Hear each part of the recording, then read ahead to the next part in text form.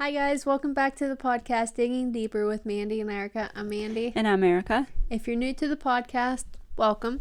What we like to do here, we like to dig deeper into the Word of God. We like to study it, learn it, and then bring it to you guys. That's right, Mandy. I love doing that. Yes. We're going through a series right now where we are defending basic biblical doctrine with the Bible itself, which is great. Doesn't get much better than that. And this was inspired by this study that we were looking at called the American Worldview Inventory 2022, conducted by the Cultural Research Center at Arizona Christian University. And some of the most shocking findings in this study were that only 12% of children and youth pastors have a biblical worldview. Only 13% of teaching pastors have a biblical worldview. And only 6% of Americans have a biblical worldview. Now, the shock... Sorry, go ahead. So let's break this down a little bit. Okay. What was the first thing that you said? The children's and youth pastors, only 12% of them have a biblical worldview. So 12% of the church's pastors that are children and youth pastors have a biblical worldview. What is a biblical worldview? Okay, so biblical worldview is your worldview, which is the way that you view the world and reality around you. And if it's biblical, it's just based on what the Bible teaches. So you look at everything kind of like through the lens of what Scripture teaches, acknowledging that Scripture is truth and is correct. Mm-hmm. So it's pretty necessary if you're a pastor. A little bit. So then even less than that, right? For 1% more, 13% is the children's pastor. Is the teaching pastor. The teaching pastor. So the pastors preaching the word every Sunday, only 13% of all the U.S. pastors have a biblical worldview. According to this study, which was conducted this year in 2022. And then we wonder why only 6% of people have worldviews. Biblical worldviews, yeah. Right. So you know what's really scary, though, is this study that was conducted. These are pastors, right? So they came into the study saying, yes, we have a biblical worldview. But the study itself asks them questions, yes or no questions. Do you believe this? Do you believe that? 8 simple questions. The question should have been yes. They should have believed all that because these are basic doctrines that the Bible teaches. Mm-hmm. And so depending on how these pastors answered these questions actually determine if they do in fact have the biblical worldview. Man, that's scary to me. It's really scary because you have 2 options, right?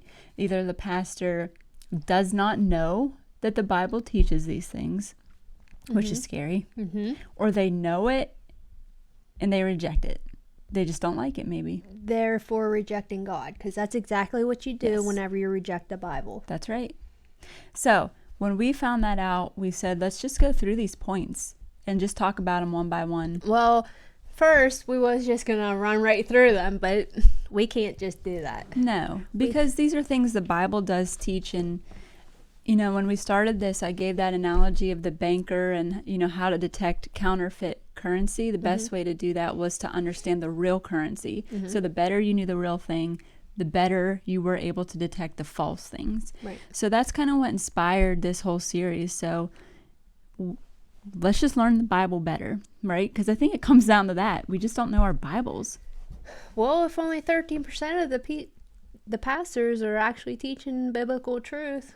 13% of those pastors believe it or understand it, and they're teaching the Christians. Yeah. So let me run through the list. Okay. This is all 8 of the questions. Number 1, do absolute moral truths exist? Number 2, is absolute truth defined by the Bible? Number 3, did Jesus Christ live a sinless life? Number 4, is God the all-powerful and all-knowing creator of the universe, and does he still rule it today? Number 5, is salvation a gift from God that cannot be earned? Number 6, is Satan real? Number 7, does a Christian have a responsibility to share his or her faith in Christ with other people? And number 8, is the Bible accurate in all of its teachings? And today we're on number 3, did Jesus Christ live a sinless life? Yes, it's as simple as that. Wait. What? Where in the Bible does it say that? Because these are things that the Bible supposedly teaches. Right. So where does it say that in the Bible? Okay, I found 4 verses, 4 scriptures that say that Jesus lived a sinful.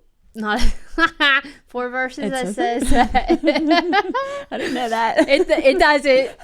My bad. Have you been listening to those teaching pastors? Dude, my Bible doesn't include that one. All right.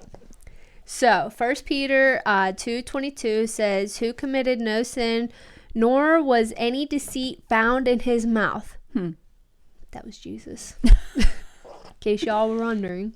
Okay, 2 Corinthians 5:21 says, "He made him who knew no sin to be sin on our behalf, so that we might become righteousness of God in him." Hebrews 4:15 says, "For we do not have a high priest who cannot sympathize with our weakness, but one who has been tempted in all things as we are, yet without sin." I can see how someone could be confused and think that says that, yes, he did have sin. I'm being extremely sarcastic. I'm glad you clarified that. Okay, last one right here. 1 John 3:5. "You know that he, Jesus, appeared in order to take away sins, and in him, Jesus, there was no sin."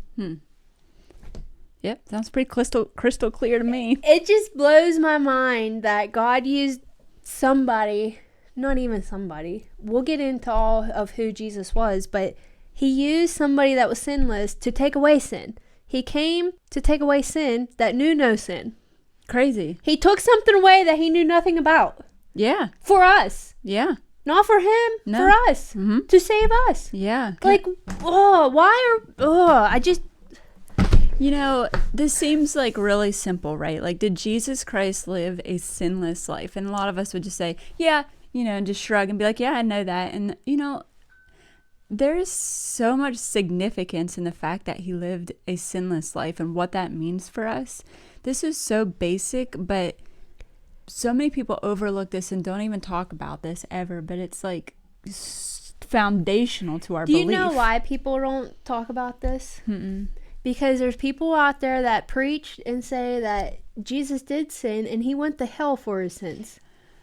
Okay, you say that. And I agree, because I've heard people say that. I'm just going to say it like it is. Joyce Meyer was one who did preach this. Kenneth Copeland was another. Crazy Eyes. Okay, now, and I'll be honest. If you try and look it up now anywhere, when Joyce Meyer said this, it'd be really hard to find because it's been called out a lot. But she did say, what does she still hold to that teaching? I don't know. But she did at one point say exactly what you just said. She said that on when Jesus was on the cross, he lost his sinless nature and took on sin. And he had a sin nature then. And because he had a sin nature, he went to hell and he suffered 3 days in hell while the demons were partying over his body. That's what she said. On his body. All up on it. Bring that up. Where is that? What? Wait, what? Her? No. Because we can't find it. It's not on the internet anywhere. They took it down. And if she doesn't believe in that anymore, that's great. But if she still does, it's wrong. Well, okay. Whether or not she does, there's other people all over the place that teach this too. So if you've heard this or you were kind of confused about this, we're going to clear this up right now with you. What they teach, this false doctrine, is that Jesus had sin nature, lost all part of himself that was God and holy, becoming 100% human, and because of that, God sent him to hell for 3 days while the demons partied all up on him. That's the quote, direct quote. They were all up on him. But it was in hell that he paid for our sins so that we could be forgiven. That's what they teach. That is false doctrine. We're going to clear that because the Bible does not say that at all. It's Colossians 2:13 through 14. When you were dead in your transgressions and the uncircumcision of your flesh, He, Jesus, made you alive together with him, having forgiven us all our transgressions, having canceled out the certificate of debt consisting of decrees against us, which was hostile to us. He has taken it out of the way, having nailed it to the cross. So at the cross is where our sins were forgiven. It wasn't in hell. It wasn't after the cross. It wasn't anywhere else. The cross is really important in the salvation story. And Mandy, what does the Bible teach about Jesus and hell? Does the Bible say anywhere that Jesus went to hell after he died on the cross? Technically, he descended. Okay. But he didn't descend into hell like everybody thinks. But we're going to get into that. Okay, walk us through it. So first he had to descend, right? And then in Ephesians 4:9 it says, in saying he ascended, what does it mean but that he had also descended into the lower regions, the earth, right? So he descended. Well, what does that mean? He descended after he died on the cross. Okay. He went down. His spirit descended. Okay. 1 Peter 3:18 it says, for Christ also suffered once for sins. So he suffered once. Just once? Just once on the cross. Okay. That the righteous for the unrighteous, that he might bring us to God, being put to death in the flesh. Okay, so let's get that straight. He died in the flesh. Okay. Definitely dead. Dead. One death. But made alive in the spirit, in which he went to proclaim to the spirits in prison. Okay, so his spirit descended into this prison. Yes. Why is that not hell? Well, we still got to do a little bit more digging of why that is not hell. Okay. So let's turn to Jude. All of Jude. Jude 6. And the angels who did not stay within their own position of authority, but left their proper dwelling, he has kept in eternal chains under gloomy darkness until the judgment of the great day. So these angels, if you want to see what or who or where they came from, you can find all of that in Genesis. Yeah, the connection is in Genesis. But to be clear, these angels that are waiting in these bonds or whatever are the spirits that Jesus went to after he died. That's what you're saying? Yeah. Okay. So then from there, we'll jump into Revelations 20, and I'm just going to read 11 through 15. And this is the great white throne. This is the final judgment. Okay. The final. Then I saw a great white throne, and him who was seated on him. From his presence, earth and sky fled away, and no place was found for them. And I saw the dead, great and small, standing before the throne, and books were opened. Then another book was opened, which is the book of life. And the dead were judged by what was written in the books according to what they had done. Another side note. You're going to answer for every single thing that you've done. They're written in these books and you're going to get judged on them. Okay, 13.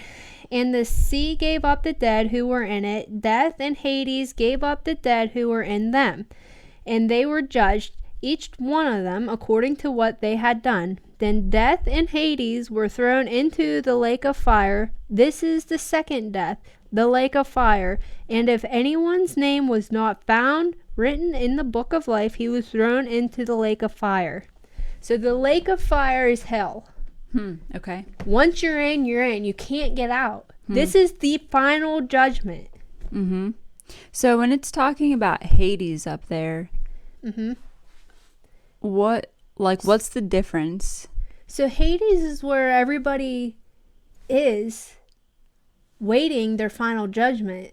So that's where the angels are locked up. That's where Jesus went to proclaim to these spirits whenever he descended down into hell, not hell, Hades, this is where he went. He went and proclaimed to all of these people. In Hades. Yes. Not in hell. Not in hell. No one's in hell. Nothing's happening in hell right now. Not right now. That's only for the final judgment. This great white throne. Because it says that then death and Hades were thrown into the lake of fire. So nothing's there right now.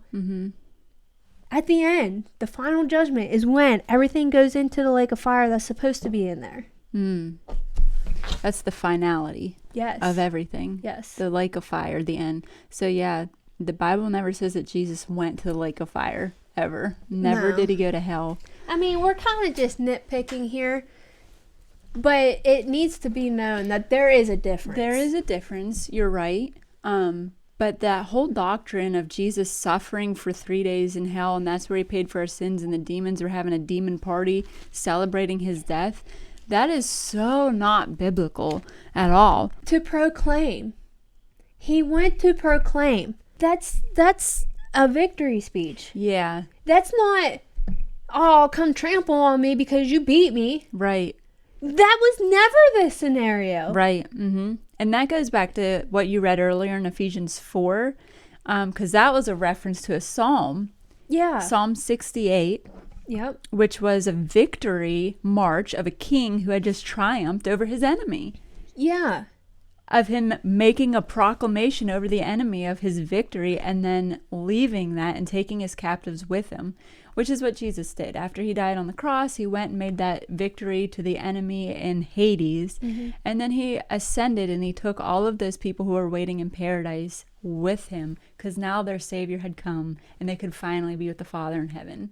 Right. Amazing. So, if you've never heard this for the first time, like, this is going to make sense. So Jesus died on a cross, and then the third day he was raised again, right? Yeah.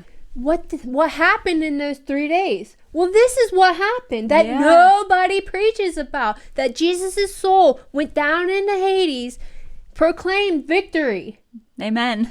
And then went to heaven, took his people with him that was awaiting for him in paradise, took them to heaven, and then his body was raised up. Yep. Brought back to life. Wow. The only person ever in the history of religion that happened. They prophesied it in the Old Testament. They prophesied it in the New Testament. Jesus came, fulfilled all of the prophecies. New and old, everything was prophesied. It came to life. It was true. I just want to reread what you read in 1 Peter chapter 3, verse 18. For Christ also died for sins once for all. That's it. There's nothing else that has to be done. Go ahead. Can I just say that the only time Jesus ever suffered was when he died on the cross. Like, physically he suffered because they killed him. Like, his soul never suffered. They never had victory on him. Never. Nope. They thought they did, but they were wrong. They were proven wrong. The just for the unjust. Let's just stop there for a second. The just for the unjust. This goes back to 2 Corinthians 5:21 that you have there. What's that say? He made him who knew no sin to be sin on our behalf, so that we might become the righteousness of God in him, meaning in Jesus. That is so crazy. That is not saying that Jesus took on sin nature. That is saying that he substituted his righteousness for our sin. And in the eyes of God, when God looked at Jesus on the cross, he didn't see Jesus. He saw me. And he saw you. And he saw you and your sin. And he poured his wrath out on that because he is a just God. And that's what a just God does. Punishes the evil, which is you and you and me. Right. All of us have committed sin. All of us have sinned and fallen short of the glory of God. There is not one of us who is righteous. Not one of us who has earned our way to God or is worthy of coming into the presence of a holy God. I don't care how good you think you are. You have not earned that. You are not holy on your own. No. But Jesus substituted his righteousness for you. He didn't sin. He was perfect. He was God. He couldn't sin. He had the right. He was the only one who had the right to go up to heaven and be with God. And he gave that to those who would believe in him. So now when we die, through the eyes of God, he looks at us and he sees Jesus. Yeah. Unbelievable. Once you can understand that, you have a whole new appreciation for what Jesus did on the cross. Because he started in heaven. And he had his glory. Let's talk about that. Can we talk about that? Let's talk about We're talking about Jesus today. We're getting the facts straight. We're defending the faith with the Bible itself. Yep. What does it say about Jesus being in heaven? You ready for this, Erica? Lay it on me. John 1. In the beginning was the Word, and the Word was with God, and the Word was God. He was in the beginning with God. All things were made through him, and without him was not anything made that was made. All right, so when you say that, I would naturally ask, well, what does that mean? Like, who's the Word, right? Then I would continue reading, and I would stumble upon... Just stumble. Verse 14, and the Word. Now, this is a capital W word, so this is a person. It's not just like word. And the Word became flesh and dwelt among us, and we saw his glory as of the only begotten from the Father, full of grace and truth. Okay, so we see that this Word was in the beginning with God. He's eternal. He's not only with God, but you just read that he is also God. Mm-hmm. And then he became flesh at some point. Mm-hmm. So he took on the form of a man. Mm-hmm. Let's jump over here to Philippians 2. Verse 5, I'll just start here. Have this attitude in yourselves, which was also in Christ Jesus. Okay, so we're talking about Jesus now.